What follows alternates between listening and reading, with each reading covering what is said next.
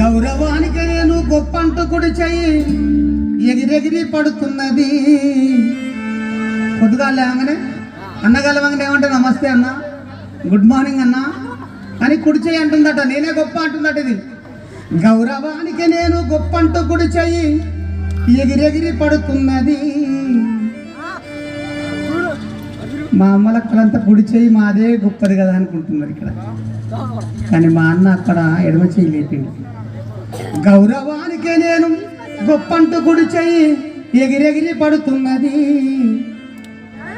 నేను లేకపోతే దండం ఎట్లంటారని ఎడమ చెయ్యి అంటున్నది. అది ఎక్కిరిస్తున్నది.